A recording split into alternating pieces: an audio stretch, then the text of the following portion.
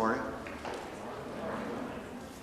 It's good to be with you again after yesterday's display of incompetence, smashing a mug.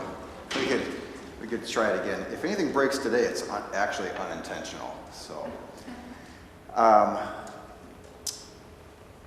our reading for this morning is a continuation of the verses from 2 Corinthians that we're looking at. And so we're looking at this specifically. And today we'll talk about treasure.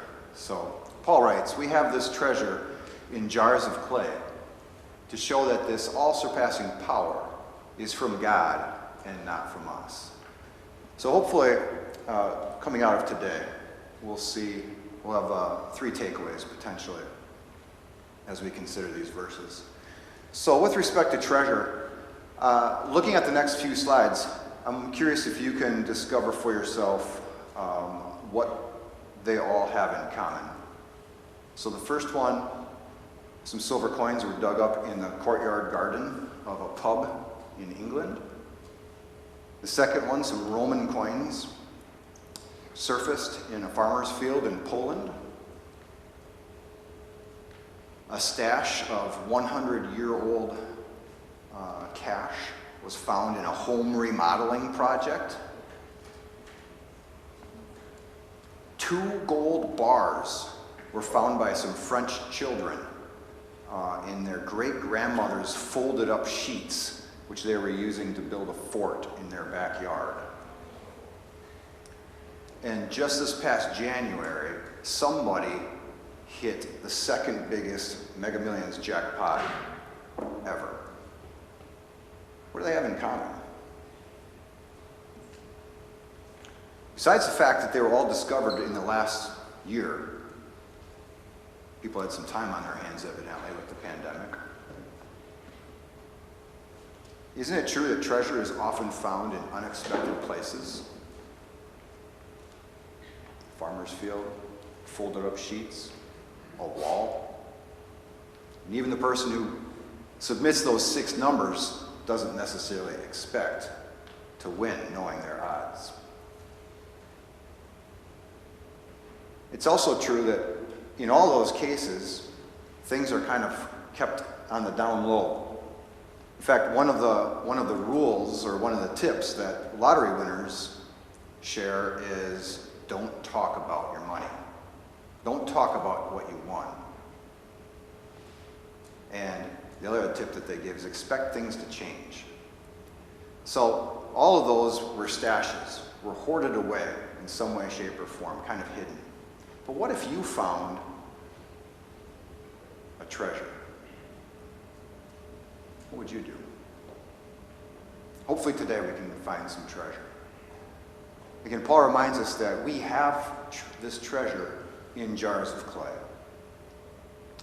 So I don't know how, again, you're feeling today, but Paul's talking about us when he references jars of clay in comparison to that treasure. And as I so incompetently displayed yesterday, clay can be extremely fragile, can't it? So Paul's talking about us. And I want to consider us a little bit further. Right now I'm feeling a little bit like that particular mug there. But what does God tell us? He asks us, what good would it be, this is Jesus' words, for someone to gain the whole world? As awesome as those treasures were that we just heard about, imagine gaining the entire world. Yet forfeit their soul. What can anyone give in exchange for their soul? How much are you worth? How much are you worth? What would someone give for you?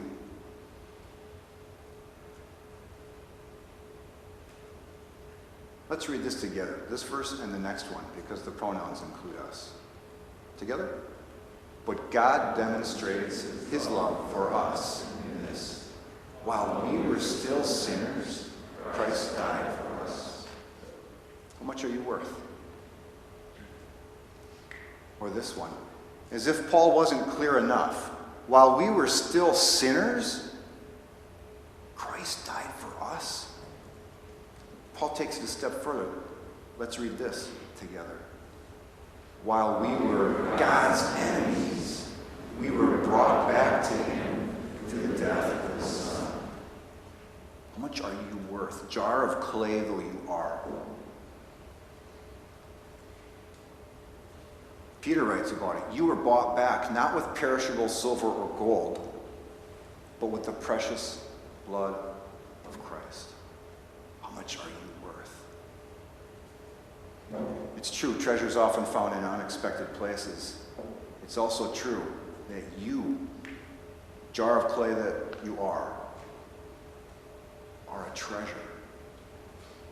Elsewhere in the Bible, God describes himself as a potter, and you and me as his handiwork, his pottery. The final truth is what you value often depends on your situation. As an example, I like to use this mug. This happens to be my favorite mug. I do not want to drop this mug. How much would you pay for this? Would you pay $80? Coffee lover? $80? I did. The situation for me is different than the situation is for you. I was in Moab and found a cute little art shop and actually met the ceramicist who made this mug. It's made from a mold of a Michigan license plate. I was born and raised in Michigan. Cool. As soon as I saw that, I was like, oh, that's cool. Then as I looked closer, what do you notice? LB. My initials? Really? I was like, I gotta have that. Turn it around. Hate to say this, but I was born in 73. I had to have that mug. $80 was nothing. What you value often depends on your situation. I don't think anybody else here would pay $80 for this mug, because your situation is different from mine. Or what about the treasure that's inside of it? If this was legit gold, is there anybody here who would refuse that? Nope. But if your situation was different, maybe you're stranded somewhere and you haven't had food in days and days and days, maybe the fact that these are chocolate would change that for you. If it was legit gold and you were behind in your mortgage payment or rent was due or something like that, it would have tremendous value for you, right? But it depends on your situation. Gold does you no good if you're on a deserted island or something like that. So, what you value depends on your situation. Now, I want to address two particular groups of people this morning. The first group is teachers. Because, I don't know about you guys, but there's been a stretch here recently where I have felt like I'm worth about this much. I'm not doing my modules as well as I'd like to. My videos suck. My chapels don't go as I plan. But teachers, don't lose heart. You're treasured, and the treasure that you have is of immense value. The other group I want to look at is my seniors. Because I'm seeing it in you guys this week, it seems like, especially. I'm starting to get the sense that my seniors are not caring like they have. Sometimes what we value varies based on our situation, right? You might not be valuing who you are. You might not be valuing where you are. You might not be valuing the people you're around. You might not be valuing the things that you do, teachers, seniors. But reminding yourself who you are, remembering who you are, God's treasured possession, and where he's placed you, and what he's equipped you to do, in God's mercy, don't lose heart. Don't slide. Don't doubt. But serve with joy and gladness and peace. We have this treasure in jars of clay to show that this all-surpassing power is from God and not from us. Don't be like those folks that hid the gold in sheets and buried the silver in gardens and, won the lottery and aren't wanting to tell anybody about it. Share the good news of what God's done for you, that treasured message of the gospel, and who he's made you to be. Don't lose hope. I think that's probably about it. We'll close with our song. I think that'll take us to the bell. What's the name of it? Speak, O Lord.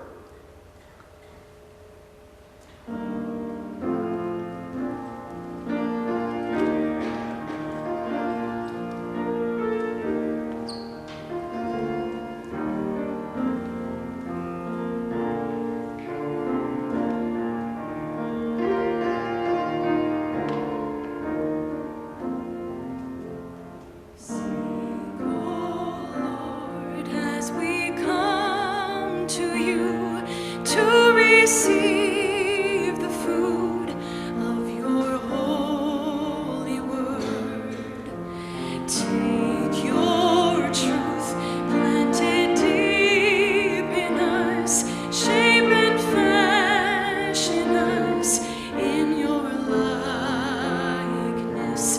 Let the light of Christ might be seen today in our acts of love and our deeds of faith. Speak, O Lord, and fulfill in us all your purposes for your glory.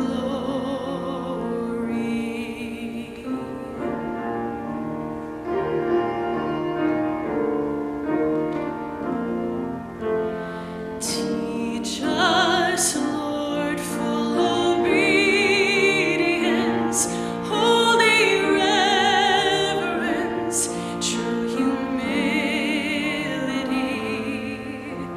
Test our thoughts and our attitudes in the radiance of your purity.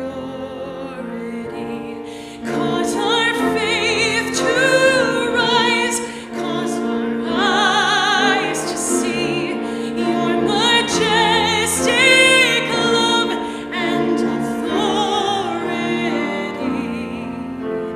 Words of power that can never fail, let their truth prevail over unbelief.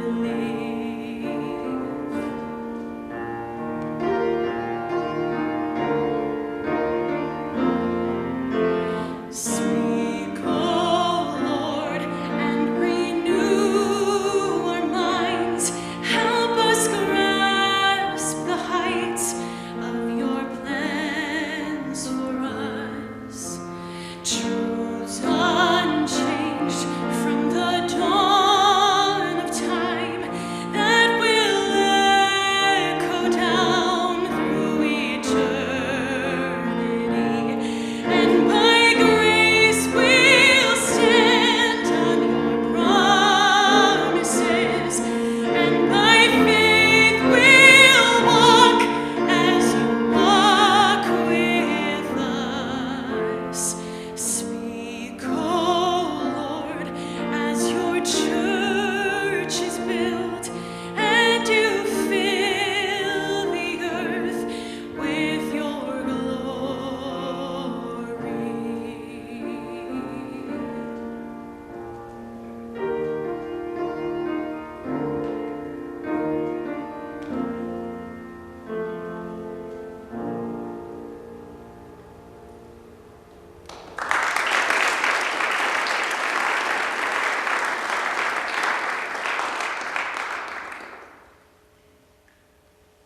You're dismissed.